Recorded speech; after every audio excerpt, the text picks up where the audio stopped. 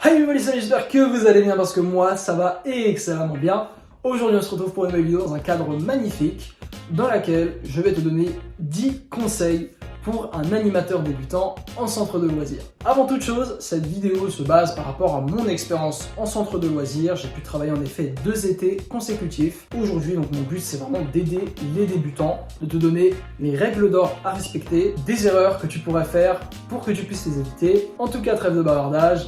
Commençons. Premier conseil, ton premier jour, un jour comme un autre.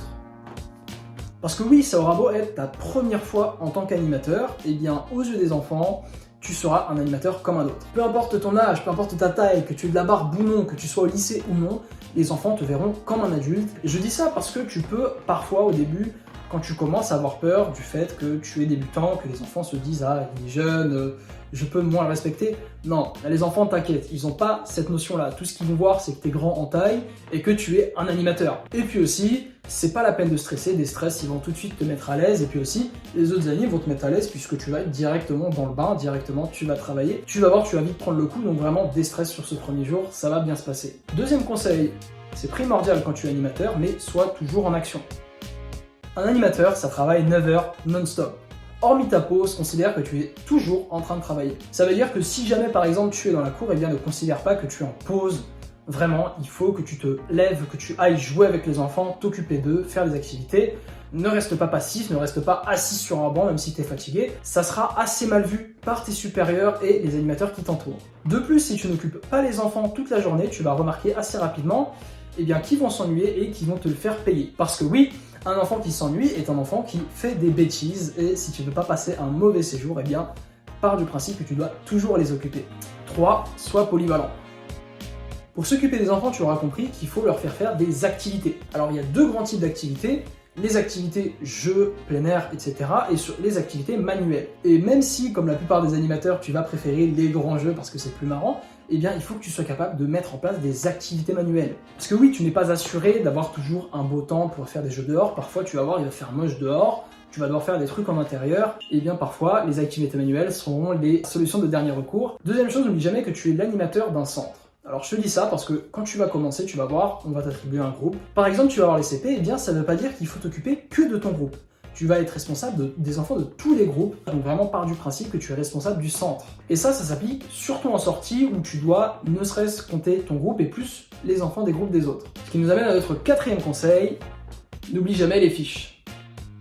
Alors ce système-là, je ne sais pas si c'est pareil dans tous les centres, mais en tout cas dans le centre de loisirs où j'étais dans ma ville, il y a des petites fiches cartonnées sur lesquelles il y a marqué toutes les informations importantes sur l'enfant, son nom, son prénom, son adresse, son âge, plus particulièrement le numéro de ses parents, comment les contacter, mais surtout, si l'enfant a des problèmes de santé, il y a marqué sur ces fiches. C'est pour ça que c'est extrêmement important de toujours penser à les emmener, à les avoir sur toi, à les emmener en sortie, parce que imagine que l'enfant ait un problème, par exemple il se blesse, voilà, que tu appelles les pompiers, et bien si tu n'as pas sa fiche, tu n'as aucun moyen d'appeler, de contacter ses parents, et surtout tu n'as aucun moyen de savoir et bien s'il y a des infos essentielles sur par exemple son groupe sanguin ou s'il a des problèmes de santé, ce qui peut s'avérer très grave, et la responsabilité eh bien, te tombera dessus.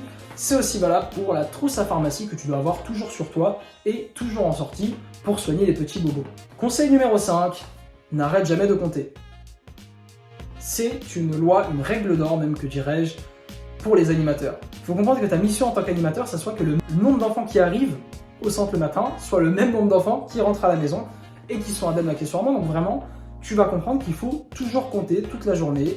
Et là, j'insiste sur ça, particulièrement en sortie. Et surtout, ce que j'ai envie de te dire, c'est si par exemple tu as 2 animateurs, un collègue qui te dit « c'est bon, j'ai compté le comptez-vous », eh bien quand même, compte par toi-même. Ne te fie pas aux autres.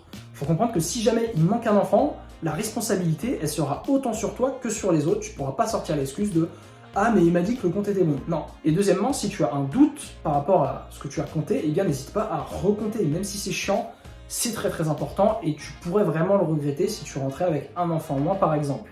Conseil numéro 6, impose-toi. Quand tu vas débuter au centre de loisirs, tu vas voir, tu vas être entouré d'animateurs plus expérimentés que toi et tu seras un petit peu plus jeune, moins d'expérience, donc moins d'assurance. Mais il faut quand même que tu n'hésites pas à t'imposer, à proposer tes idées aux autres animateurs, à dire si certaines ne te conviennent pas, mais surtout aussi à prendre des initiatives et ne pas trop te reposer sur les autres. Parce que j'ai fait cette erreur. Il faut comprendre que ma première année, quand j'ai travaillé, j'étais entouré d'une équipe d'animation vraiment très expérimenté. Et concrètement, je débutais, j'étais pas forcément sûr de moi à ce moment-là.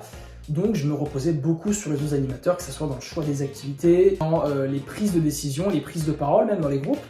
Et ça m'a payé en deuxième année, puisque j'étais entouré d'un groupe un petit peu moins expérimenté, plus jeune. Et du coup, je me suis retrouvé dans une situation où je devais un petit peu me débrouiller et j'étais pas habitué parce que la première année, je m'étais trop reposé sur mes lauriers. Donc vraiment, sois autonome et ne te fie pas trop aux autres, ne te repose pas trop sur les autres. 7. N'hésite pas à demander de l'aide.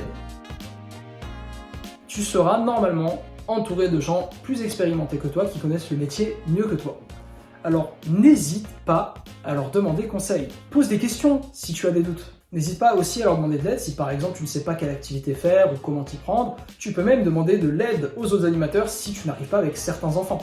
Ici vraiment l'important c'est d'être curieux, de ne pas hésiter à prendre de ces autres animateurs, prendre de leur expérience, prendre de leurs conseils. Tu peux même aussi appliquer certains de leurs comportements. Alors oui, c'est du plagiat, c'est du recopiage, mais voilà, tu vas piocher certains comportements que certains animaux ont avec les enfants, et bien s'ils te plaisent, n'hésite pas à les implémenter dans ta manière de t'occuper des enfants. Il n'y a aucun souci à ce niveau-là, tu vas te forger par rapport à l'expérience que tu vas récupérer à droite à gauche. 8e conseil, alors là c'est plutôt une astuce qu'un conseil, mais c'est soit indirect.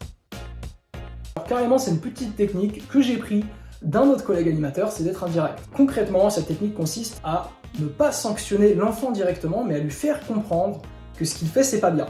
Alors par exemple, tu vas avoir un enfant qui va courir dans les couloirs, et bien au lieu de lui dire « Hop hop hop toi, on court pas dans les couloirs », et bien tu vas plutôt lui dire « est-ce qu'on a le droit de courir dans les couloirs ?» Et là l'enfant, il y a 95% de chances qu'il te réponde « non ». Au final, tu n'auras pas disputé l'enfant directement, l'enfant se sera rendu compte de lui-même qu'il n'a pas le droit, et au final, il se sera corrigé tout seul, et ça, c'est beaucoup plus efficace que si tu dis tout simplement à l'enfant « arrête de faire ça ». Donc vraiment, pense-y, c'est une technique qui marche plutôt bien, et puis aussi qui te permet de t'économiser un petit peu. Conseil numéro 9, gère ton énergie. Tu vas voir qu'être animateur, c'est très fatigant, très énergivore. Il faut comprendre que si tu es sur le dos de tous les enfants toute la journée à crier, à remettre en place, eh bien tu vas très vite te fatiguer. Donc n'hésite pas parfois à laisser un petit peu de lest, à être un petit peu plus souple. Pas forcément prendre une pause, mais être un petit peu moins alerte et demander à tes collègues de t'aider un petit peu. Faut que tu saches gérer ton énergie, surtout si tu travailles sur une période d'un mois. Là où vraiment c'est presque une course d'endurance. La fatigue, tu vas voir, quand tu es débutant, elle sera là, elle sera présente, et c'est normal puisque tu vas débuter tout simplement. Et apprendre cette gestion de l'énergie, c'est très important quand tu es animateur. Mon 10e conseil et dernier conseil, c'est sois cohérent. En premier lieu, tu dois montrer l'exemple. Comment tu veux qu'un enfant respecte les règles que l'animateur ne respecte pas lui-même? Par exemple, si tu demandes à l'enfant de ne pas monter sur les tables, de ne pas s'asseoir sur les murets pour éviter de se blesser, eh bien s'il te voit faire, concrètement, ça va susciter chez lui un sentiment d'injustice. Il va se dire mais pourquoi l'animal le fait et moi j'ai pas le droit de le faire? Au final, tu vas voir que l'enfant t'écoutera moins. Montre leur exemple et applique toi-même ce que tu leur demandes de faire. Deuxième chose, ne contredis pas un autre animateur. Tu vas voir qu'au début, si tu es avec une équipe notamment d'animation que tu connais pas forcément, va y avoir des moments où vous n'allez pas être forcément d'accord sur les règles et inconsciemment. Ça, c'est pas très terrible quand vous contredite entre vous. Donc vraiment, assure-toi de bien fixer les règles avec les autres animateurs. N'hésite pas aussi à leur demander. Alors par rapport à ça, ne demande pas à un animateur devant un enfant. Parce que l'enfant va sinon associer une certaine hiérarchie. Ah ouais, il lui demande, donc lui est au-dessus de lui, non.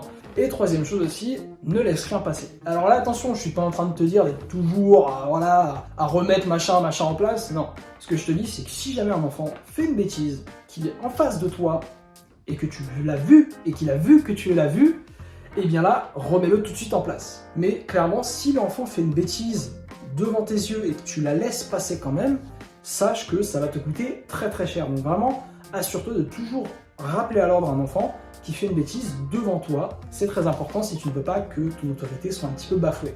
Bon voilà, c'était mes 10 conseils pour un animateur débutant. J'espère que ceux-là vont t'aider à éviter de faire les erreurs que j'ai faites. En tout cas, voilà, être animateur, c'est une superbe expérience. Tu risques de faire des erreurs vu que tu vas être débutant et c'est bien normal. Ne t'en fais pas, c'est avec l'erreur qu'on apprend. En tout cas, encore une fois, n'hésite pas à lâcher un pouce bleu si la vidéo tu l'as aimée, à t'abonner à ma chaîne YouTube si tu veux voir mes prochaines vidéos. En tout cas, c'était tout pour moi. Je vous souhaite une bonne continuation. Ciao!